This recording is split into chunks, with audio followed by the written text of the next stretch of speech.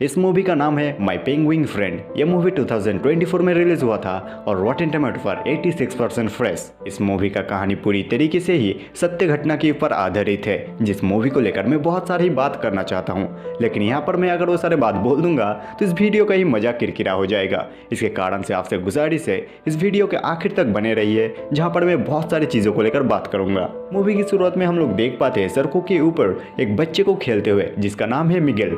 मिगेल सामने चलकर आता है जहाँ पर बेंच पे बैठी हुई थी कैलिस्टा नाम की एक बच्ची, और ये दोनों एक दूसरे को पसंद करते हैं, मतलब वही बच्चों वाला प्यार। यहाँ पर कैलिस्टा मिगेल को एक गिफ्ट देती है और इस गिफ्ट को अगले दिन खोलने के लिए बोलती है, यानी कि मिगेल की जिस दिन जन्मदिन है। तो मिगेल यहाँ पर एक गिफ्ट लेकर यहाँ से चला आता है और इसके बाद हम लोग मिगेल के फादर को देख पाते हैं, जिनका नाम है जोआ। जोआ बेसिकली एक फिशरमैन है और इस समंदर पर मछली पकड़कर अपना और अपना फैमिली का दिन गुजारा कर लेता है। तो इसके बाद मिगेल अपने पापा के साथ घर लौटता है और उसके हाथ में जो गिफ्ट था, यानी कि जो गिफ्ट कैलिस्टा ने दी थी, उस गिफ्ट को अपने बेड के नीचे एक टीन के बॉक्स के अंदर छुपा देता है। उसके बाद यहाँ पर गाना चलाता है, जिस गाने पे अपने मॉम के साथ डांस करता है। इसके बाद तीनों ही जब खाने के टेबल पर था, तब मिगेल अपने पापा को रिक्वेस्ट करता है अगले दिन जब उसके जन्मदिन आएगा, तब अपने जन्मदिन पर वो अपने पापा के साथ समंदर पे जाना चाहता है मछली पकड़ने के लिए। यहाँ पर जोआ अपने बेटे को हाँ तो नहीं कहता है, लेकिन कहता है कि कल का दिन अगर सही होगा तो जरूर से अपने बेटे को लेकर जाएगा। फिर अगले दिन मॉर्निंग पर हम लोग देख पाते हैं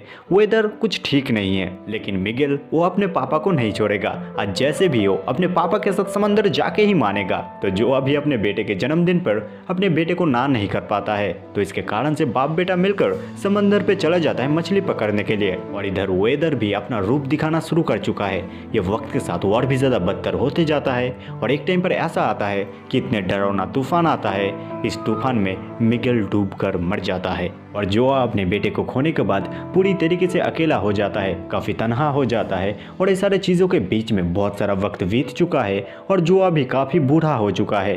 खैर इधर हम लोग बहुत सारे पेंगुइन को देख पाते हैं, जो सारे पेंगुइन का वक्त आ चुका है माइग्रेशन करने के लिए, और ये जगह होता है पैटागोनिया, अर्जेंटीना। और ये सारे पेंगुइन के ग्रुप में हम लोग को एक वेird सा चीज़ देखने के लिए मिलता है। पेंगुइन हमेशा ही एक ग्रुप में रहता है, लेकिन यहाँ पर हम लोग एक पेंगुइन को देख पाते हैं जो ग्रुप से पूरा ही अलग है। उसका घोंसला भी बाकी पेंगुइन से काफी जुदा होता है। खैर इधर हम लोग एक रिसर्च टीम को भी देख पाते हैं, जो सारे लोग ये सारे पेंगुइन के ऊपर नजर रखने का काम कर रहा है। इधर पेंगुइन का पूरा जो झुंड होता है, वहाँ के सारे पेंगुइन ही माइग्रेशन करने के लिए जा चुका है, लेकिन ये अकेला पेंगुइन काफी अकेला होता है और काफी लेट भी हो जाता है। तो यहाँ पर ये पेंगुइन अपने घोंसले से निकलकर अकेला ही स्विमिंग करना शुरू कर देता है और अकेला ही स्विमिंग करते हुए बहुत दूर जाकर थक जाता है और उसके बाद वाटर सरफेस पर फ्लोटिंग करना शुरू कर देता है। और इधर हम लोग जोआ को देख पाते हैं। जैसे कि मैंने पहले कहा था कि बहुत सारा वक्त बीत चुका है, इसके कारण से जोआ काफी ओल्ड भी हो चुका है। इधर हम लोग जोआ के दोस्त को देख पाते हैं, जो जोआ को बुलाता है, लेकिन जोआ किसी के साथ भी बात नहीं करता है। आई मीन जब से उसका बेटा डूबकर मरा है उसके बाद से। खैर इधर जब वो थोड़ा सा अकेले में आता है,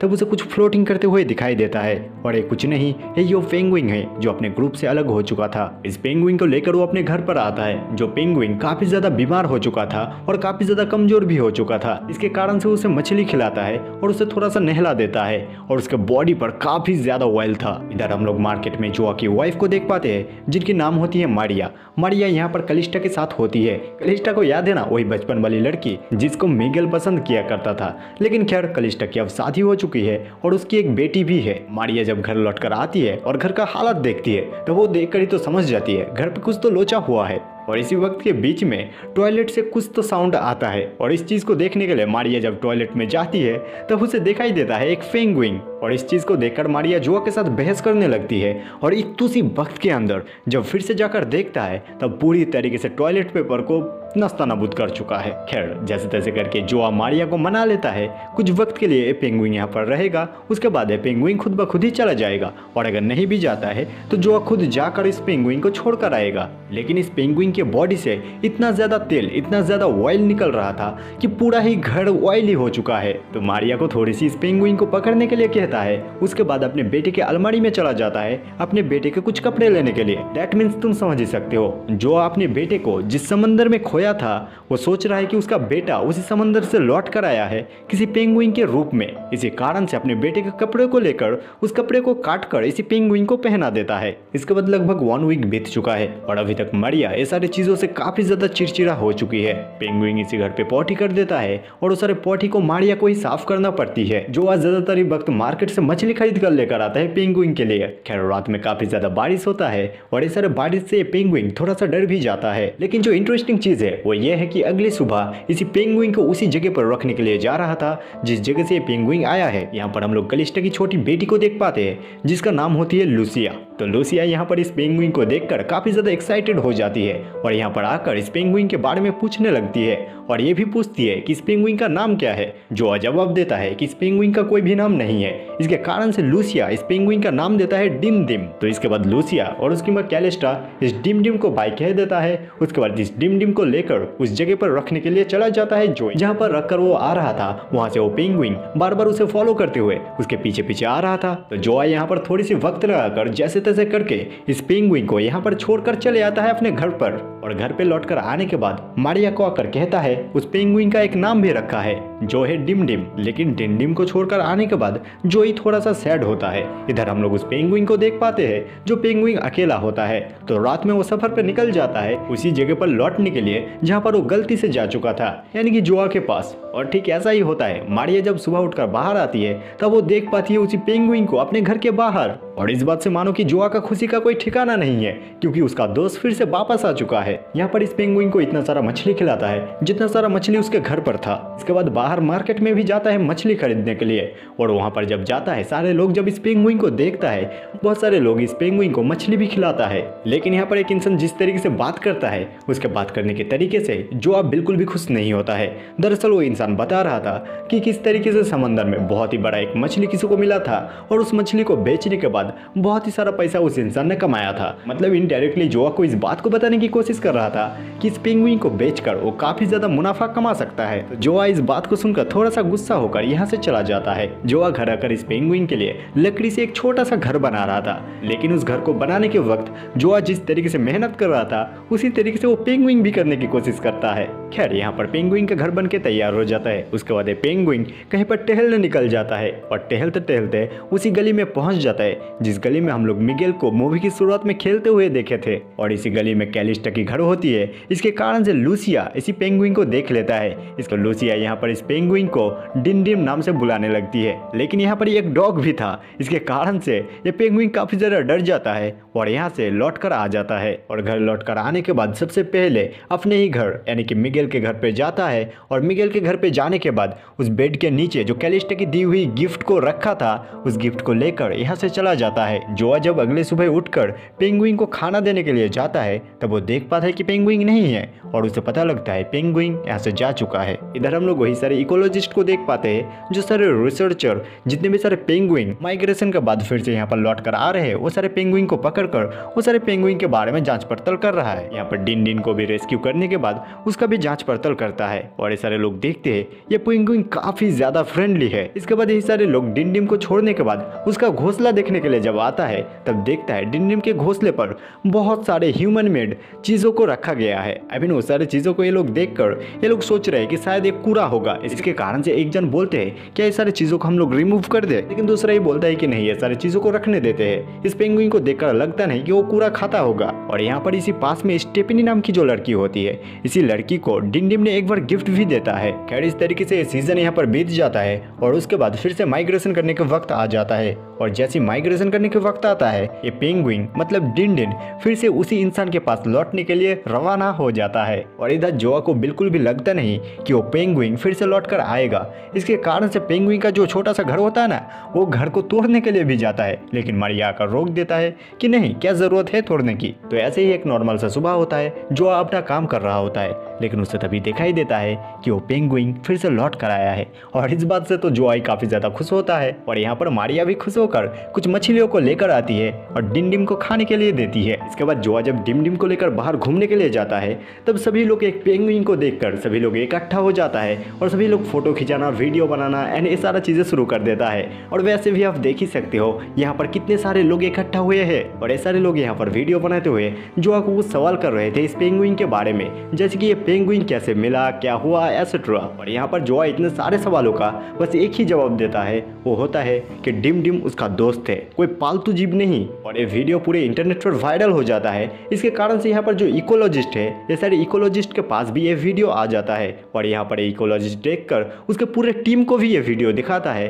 और यहाँ पर ये सारे लोग इस वीडियो को देखकर इन लोगों के लिए विश्वास करना भी बहुत ही मुश्किल है, क्योंकि ब्राजील का जिस जगह के बारे में ये लोग बोल रहे हैं वो जगह बहुत ही गर्म है। वहाँ पर किसी पेंगुइन का रहना तो दूर की बात, वहाँ तक ये पेंगुइन पहुँचा कैसे, इस बात से ये लोग हैरान है। यहाँ पर ये सारे टीम मेंबर एक दूसरे के साथ बेट लगाना शुरू कर चुके हैं कि ये वो पेंगुइन हो ही नहीं सकता जिस पेंगुइन के ऊपर हम लोगों ने टैग लगाया है। वहीं पर कुछ लोग बोल रहे हैं कि नहीं, ये वही पेंगुइन है। तो यहाँ पर ये वार्ड इकोलॉजिस्ट एक पाउलो नाम की इंसान को कॉल करता है और वहाँ पर उसे जाकर ये सारी चीज़ों के बारे में जांच पड़ताल करने के लिए कहती है।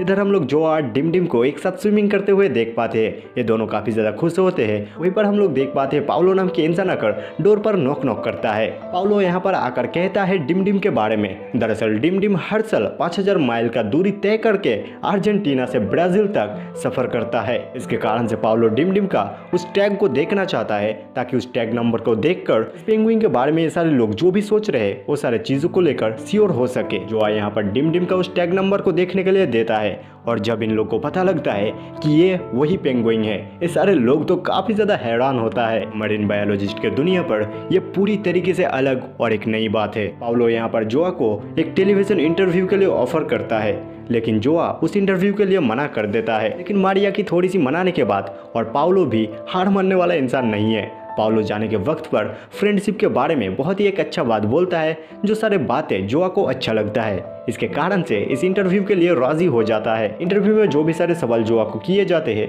वो सारे सवालों का जवाब जोआ अच्छी तरीके से देते हैं। जोआ ये भी बोलते हैं कि जून के टाइम पर डिम डिम आ जाता है और दिसंबर के टाइम पर यहाँ से चला जाता है। जोआ को ऐसा लगता है कि डिम डिम इसी तरीके से हर साल आएगा और इसका आना कंटिन्यू रहेगा। खैर यहाँ पर इंटरव्यू कंप्लीट होता है। उसके बाद हम लोग देख पाते हैं उसी मरीन बायोलॉजिस्ट के टीम को, लेकिन यहाँ पर इस टीम की बॉस का कॉल आता है। और जब एड्रीना उस बॉस के साथ बात कर रही थी तब उस बॉस का कहना कुछ इस तरीके का था, वो जो डिम डिम नाम का पेंगुइन था उस पेंगुइन को वो सारे लोग लैब में ले जाना चाहता है। खैर इधर डिम डिम का जाने का वक्त आ चुका है, यानी कि दिसंबर का वक्त आ चुका है। तो डिम डिम यहाँ से माइग्रेशन करके फिर से उसी जगह पर आ जाता है, यानी कि अर्जेंटीना। इधर एड्रीना काफ़ी ज़्यादा कंफ्यूज होती है इस बात से कि डिम डिम को लैब में ले जाना क्या सच में ही सही होगा, क्योंकि डिम डिम नेचर और इंसान के बीच में रहना खुद चूज किया है और इस तरीके से रहना उसे पसंद है।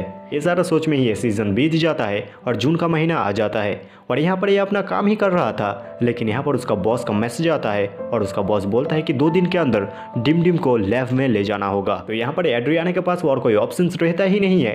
इसके कारण से वो यहाँ पर इस पेंगुइन को पकड़ लेता है और यहाँ से ले जाने लगता है। इधर हम लोग जोआ के पूरे टीम को देख पाते हैं, यानी कि जोआ के घर में अब तो डॉक्यूमेंट्री फिल्म मेकर सभी लोग के आना जाना लगे ही रहते हैं। और यहाँ पर मानो कि पाउलो तो घाटी ही गाड़ चुका है। पाउलो हर चीज़ पे डॉक्यूमेंट्री बना रहा है, फिल्म बना रहा है और यहाँ पर डिम डिम जिस जगह पर रह रहा है उसी जगह को लेकर वीडियो बना रहा था। लेकिन वहाँ पर जोआ को वो गिफ्ट मिलता है, जिस गिफ्ट को डिम डिम काफ़ी संभल के रखा था। और इधर डिम डिम को जोर जबरदस्ती पकड़कर लैब में ले जाया जा रहा है। खैर सामने एक चेक पोस्ट आता है, तो यहाँ पर जो एड्रीना के साथी होते हैं वो यहाँ पर निकल कर जाता है कार से, लेकिन यहाँ पर ये पेंगुइन मतलब डिम डिम इसी पिंजरे को अकेला ही खोल देता है और इस कार से भाग जाता है। और इस चीज़ से एड्रीना भी काफ़ी ज़्यादा खुश होती है। एड्रीना डिम डिम को पकड़ने की बिल्कुल भी कोशिश नहीं करती है। यहाँ पर एड्रीना की वो साथी आकर जब देखता है पेंगुइन कार से गायब है, तो एड्रीना यहाँ पर बोलती है कि मैं नहीं जानता, तो शायद से तुमने ही कार का डोर ओपन किया था और वो पेंगुइन भाग चुका है। खैर एड्रीना भी इस बात पे काफ़ी ज़्यादा खुश होती है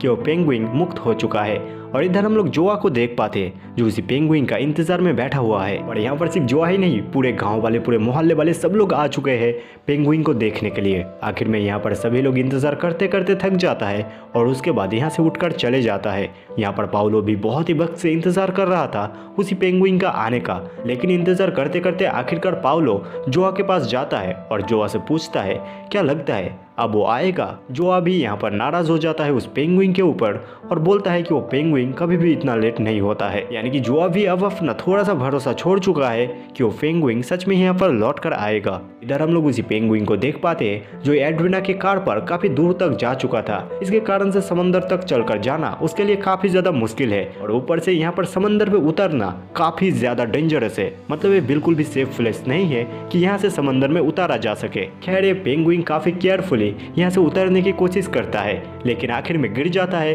और गिरकर यहाँ पर थोड़े वक्त के लिए बेहोश हो जाता है। और इसके बाद जब वो बेहोशी से उठता है उसके बाद वो पानी में उतर जाता है और स्विमिंग करना शुरू कर देता है फिर से उसी जगह पर जाने के लिए, यानी कि जोआ के पास। इधर हम लोग जोआ को देख पाते हैं जो सोया हुआ था। मारिया यहाँ पर आकर जोआ को उठाती है। उसके बाद जोआ मारिया को उस गिफ्ट को दिखाता है जिस गिफ्ट को जोआ डिम डिम के उस घोंसले में पाया था। यहाँ पर मारिया जोआ को इस गिफ्ट के बारे में बोलती है, यानी कि यह गिफ्ट कैलिस्टा ने उसके बेटे को दी थी। इस बात को सुनकर जोआ काफी ज्यादा इमोशनल हो जाता है और वो ठान लेता है वो जिस भी हालत में हो डिम डिम को ढूंढ के ही रहेगा। इसके बाद अपने सारे फिशरमैन दोस्तों को लेकर डिम डिम को ढूंढने के लिए समंदर में चला जाता है। लेकिन समंदर में बहुत दूर जाने के बाद भी डिम डिम का कोई आता पता नहीं मिलता है। इसके कारण से उसके बहुत सारे दोस्त लौट कर आ जाते हैं और कुछ ही दोस्त रह जाता है उसके साथ, और आखिर में जाकर डिम डिम को ढूंढ ही लेता है। डिम डिम का हालत काफी ज्यादा खराब था, यानी कि वो स्विमिंग कर नहीं पा रहा था। यहाँ पर डिम डिम पूरी तरीके से बेहोश होकर यहाँ पर फ्लोट कर रहा था। जोआ तो पानी में कूद जाता है